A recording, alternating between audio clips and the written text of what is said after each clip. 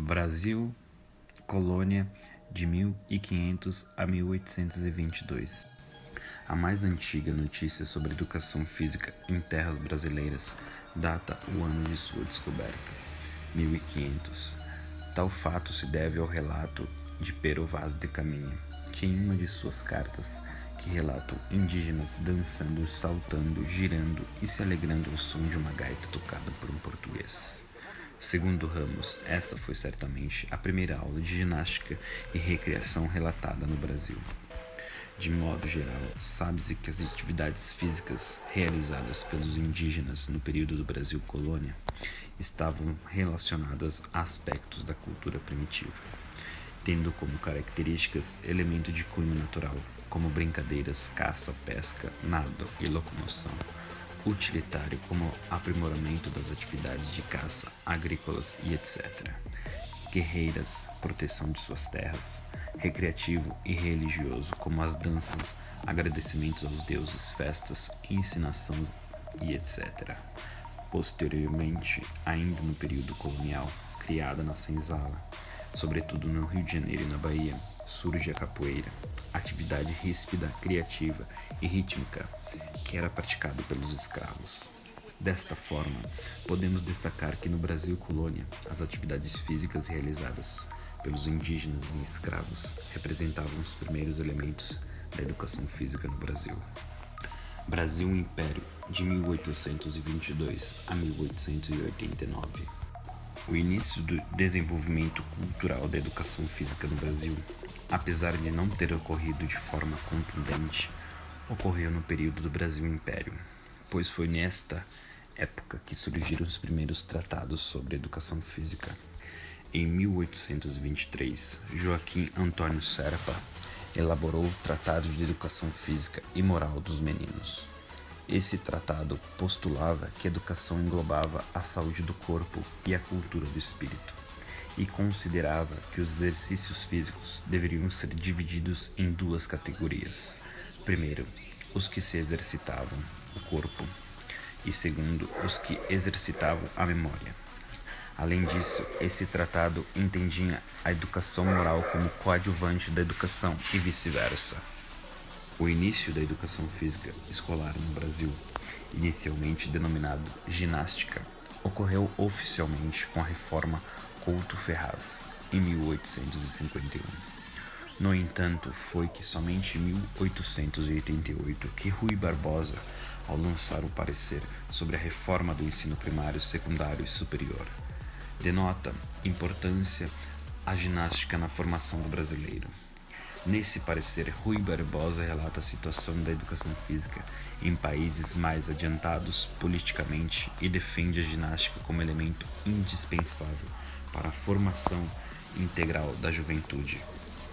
Em resumo, o projeto relatado por Rui Barbosa buscava instituir uma seção essencial de ginástica em todas as escolas do ensino normal, estender a obrigatoriedade da ginástica para ambos os gêneros, masculino e feminino, uma vez que as meninas não tinham obrigatoriedade em fazê-la, inserir a ginástica nos programas escolares como matéria de estudo e em horas distintas ao recreio e depois da aula, além de buscar a equiparação em categoria e autoridade dos professores de ginástica em relação aos professores de outras disciplinas. No entanto, a implementação da ginástica nas escolas inicialmente ocorreu apenas em parte do Rio de Janeiro, capital da República, e nas escolas militares.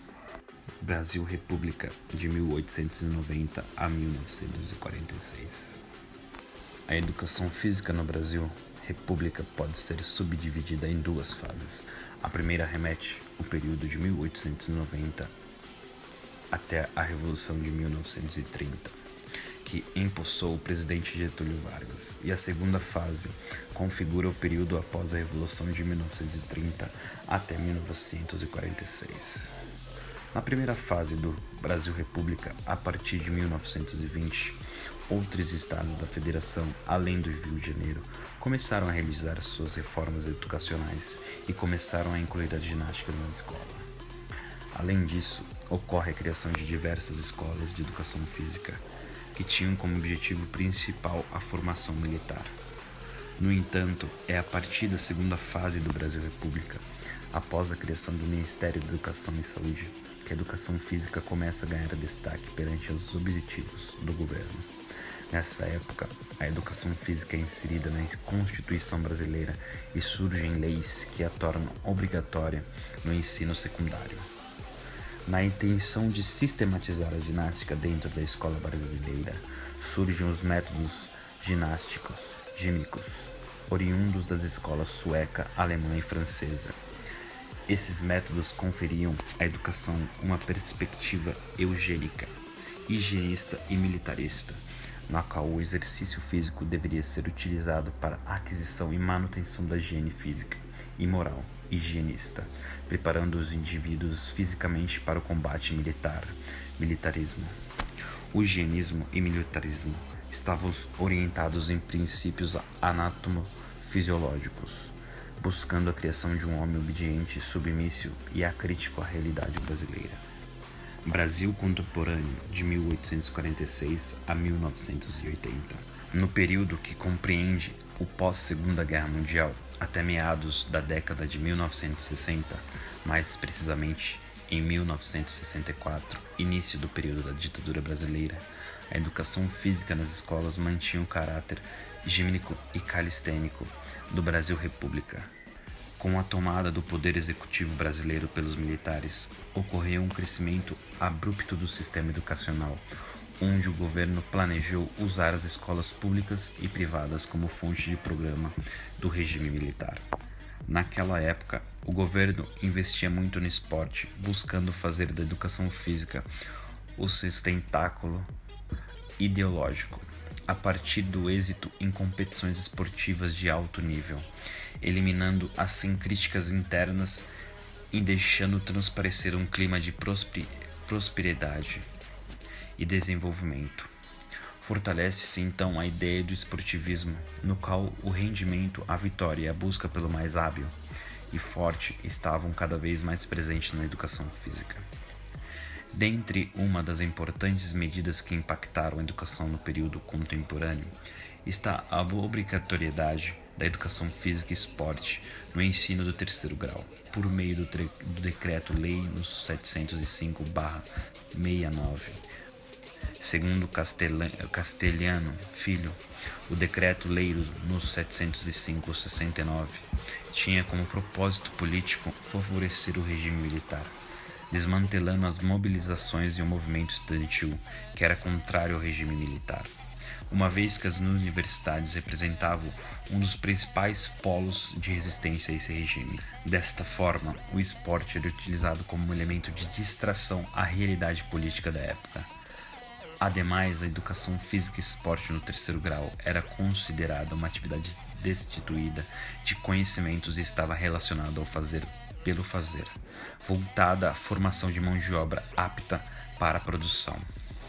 No entanto, o modelo esportivo, também chamado de mecanicista, tradicional e tecnicista, começou a ser criticado, principalmente a partir da década de 1980. Entretanto, essa concepção esportiva ainda está presente na sociedade e na escola atual. Educação física na atualidade, a partir de 1980. A educação física, ao longo de sua história, priorizou os conteúdos gímnicos e esportivos numa dimensão quase exclusivamente procedimental, o saber fazer e não saber sobre a cultura corporal ou como se deve ser. Durante a década de 1980, a resistência à concepção biológica da educação física foi criticada em relação ao predomínio dos conteúdos esportivos. Atualmente, coexistem na educação física diversas concepções, modelos, tendências ou abordagens que tentam romper com o modelo mecanicista, esportivista e tradicional que outrora foi embutido aos esportes. Entre essas diferentes concepções pedagógicas, pode-se citar a psicomotricidade, desenvolvimentista, saúde renovada, críticas e, mais recentemente, os parâmetros curriculares nacionais. A concepção pedagógica psicomotricidade foi divulgada inicialmente em programas de escolas especiais, voltadas para o atendimento de alunos com deficiência motora e intelectual. É o primeiro movimento mais articulado que surgiu a partir da década de 1960, em oposição aos modelos pedagógicos anteriores. A concepção psicomotricidade tem como objetivo o desenvolvimento psicomotor, extrapolando os limites biológicos de rendimento corporal, incluindo e valorizando o conhecimento de ordem psicológica. Para isso, a criança deve ser constantemente estimulada a desenvolver sua lateralidade, consciência corporal e a coordenação motora. No entanto, sua abordagem pedagógica tende a valorizar o fazer pelo fazer, não evidenciando o porquê de se fazer e como fazer. Já o modelo desenvolvimentista, por sua vez, busca propiciar ao aluno condições para que seu comportamento motor seja desenvolvido, oferecendo-lhe experiências de movimentos adequados às diversas faixas etárias. Neste modelo pedagógico, cabe aos professores observarem sistematicamente o comportamento motor dos alunos, no sentido de verificar em que fase de desenvolvimento motor eles se encontram, localizando os erros e oferecendo informações relevantes para que os erros sejam superados. A perspectiva pedagógica Saúde Renovada, diferentemente das citadas anteriores, tem por finalidade convicta e às vezes única de ressaltar os aspectos conceituais acerca da importância de se conhecer, adotar e seguir conceitos relacionados à aquisição de uma boa saúde. Por outro lado, as abordagens pedagógicas críticas sugerem que os conteúdos selecionados para as aulas de educação física devem propiciar a leitura da realidade do ponto de vista da classe trabalhadora. Nessa visão, a educação física é entendida como uma disciplina que trata do conhecimento, denominado cultura corporal, que tem como temas o jogo, a brincadeira, a ginástica, a dança, o esporte, etc. E apresenta relações com principais problemas sociais e políticos vivenciados pelos alunos. Em 1996, com a reformalização dos PSNs, é ressaltado a importância da articulação da educação física entre o aprender a fazer, o saber por que se está fazendo e como relacionar-se nesse saber. De forma geral, os PCNs trazem as diferentes dimensões do conteúdo e propõem um relacionamento com grandes problemas da sociedade brasileira, sem, no entanto, perder de vista o seu papel de integrar o cidadão na esfera da cultura corporal. Os PCNs buscam a contextualização dos conteúdos da educação física com a sociedade que estamos inseridos, devendo a educação física ser trabalhada de forma interdisciplinar, transdisciplinar e através de temas transversais, favorecendo o desenvolvimento da ética, cidadania e autonomia. De forma geral, pode-se concluir que a educação física vem se desenvolvendo no Brasil a partir de importantes mudanças político-sociais e que atualmente é vista como um elemento essencial para a formação do cidadão brasileiro.